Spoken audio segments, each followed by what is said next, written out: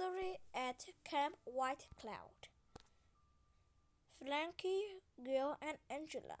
Frankie looked over the book she was reading to see a group of children cheer the teams on the soccer field. Behind them stood a brown wooden arch with faded words. Welcome to the Camp White Cloud. Frankie had arrived yesterday along with his another 199 other campers. They spent 2 weeks in the mountains of Colorado. Hey Frankie, how is it going? Came a voice from behind her. Oh hi Gil, I'm fine. How are you? It was the first camper Frankie had met yesterday. A cloud just interrupted them as a tall girl wearing a Camp White Cloud t-shirt was jumping up and down celebrating the girl and scored. Have you met Angela Hassan yet? Gil asked. She's in my cabin. Everybody knows her, Frankie answered. Gil thought for a moment. You know it must be great to be Angela. Her dad is camp director. She gets to play all summer. Yeah, but she's always busy running the camp. She probably doesn't see her dad much, Frankie said. A bell suddenly chimed, and the soccer game stopped. Lunch, let's go to eat. I'm starving, Gil said as he jumped up from the rock. Bum goes the night. That night, Lanky lay on her bunk after light out.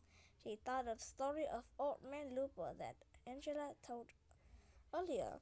Looper was a miner who hoped to find fortune in the gold in the area's mountain stream. Unfortunately, he had little luck as that taking only to himself at his bowl. One day, mysteriously disappeared.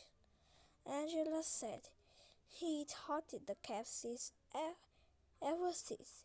Frankie didn't believe the story. It was just meant to be a scheduled campus, she thought as she drifted off to sleep. What was that? A voice called out. Frankie shot up in her back. Shh, listen, someone whispered from below her back.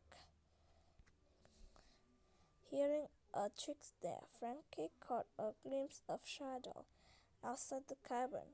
Hey, Michiko, I think it's coming toward your window, Frankie whispered ungently. I don't see anything, Michiko answered. The girl in the cabin held their breath. Frankie could faintly see Agenda's bank. He couldn't believe Agenda was sleeping through this. Where is this now? Frankie asked.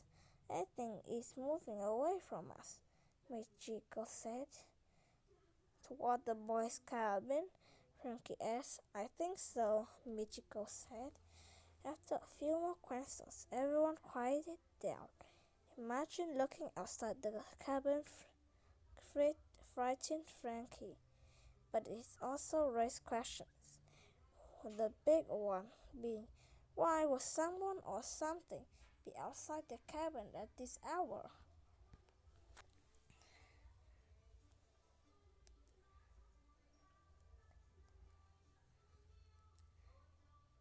First warning.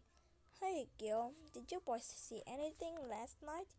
Frankie asked after breakfast. Yes, it was crazy. We saw something sneaking around our cabin, scratching and moving around, Gil answered. So what do you think it was? Frankie continued. I don't really know, he said. What do you think, Angela? I was asleep, but it has to be Old Man Looper, Angela said. He shows up every summer. Still, Frankie refused to believe it was Looper. A bell signaled morning activity time. Angela and Will went to woodworking class. and Frankie went to kayaking class.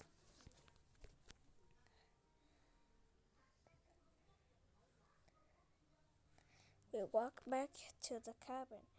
After kayaking, Frankie heard loud voices ahead of her. Come here, you guys, look at this. Come here, you carving roughly into the wooden post in the wall. This is not your home. Leave now. Okay, now I'm starting to worry. Michiko admitted. Me too, Frankie said quietly.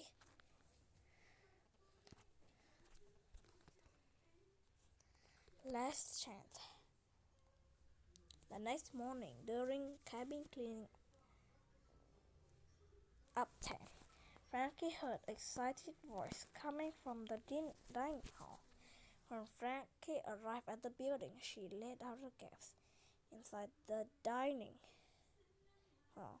When Frankie arrived at the building, she let out a gasp. Inside the dining hall was a mess, and one was carved with last warning. Leave now.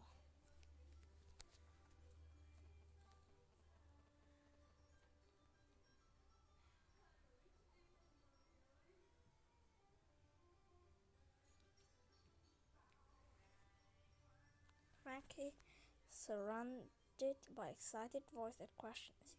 Who did this? Do you think it's Rupert? Why would he want to ask the god? The voice quickly faded and Director Hassett entered the dining hall. Okay, Cabos, back to your cabins. I know you are concerned, but I figured out what goes on. Cabinly. Calamari. Later, as Frankie's cabin base it did, Michiko said, has anyone seen Frankie or Gil? No one has seen them, she said all the back to the cabins. Suddenly, the loudspeaker crashed to life. The campus jumped in surprise. It was already creepy being in the dining hall after what had happened to it. Attention campus, there will be a mandatory camp.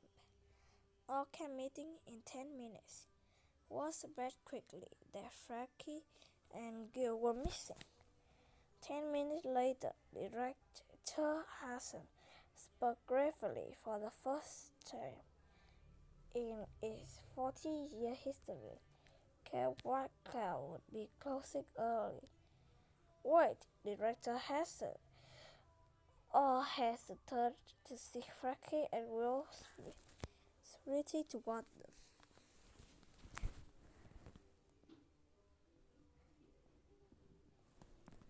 Frankie, Will, where have you been? Asked Director Hassan. Frankie walked up to Director Hassan and whispered in his ear. At that few moment, Director Hassan straightened up. White Cloud Campbell, he began. I have some great news. Thanks to Frankie and Neil, Camp White Cloud stay open. Abigail in his office. Director Hassel asked Frankie how she and Gil figured out that if Angela would frighten everyone. I remember Angela didn't wake up when the problem came. Frankie said she must have stuffed her sleeping bag with pillows. And Angela left the ward working early. She said she was feeling sick, Gil said. At the dinner hall, she must have done that by sneaking out while everyone was sleeping, Frankie said. When we went looking for clues and found a letter addressed to you, sir, in her woodworking box, Frankie said. That's when we really realized how sad she was. Angela looked at her father. Daddy, I'm so sorry. I know it was wrong. Oh, Angela, I'm sorry too, Hassel said. Angela continued with tears in her eyes. I know how important you are to this campus, but I couldn't just stand out getting tired with you anymore. It's okay. A good thing we had detectives like Frankie and Gil to solve the case.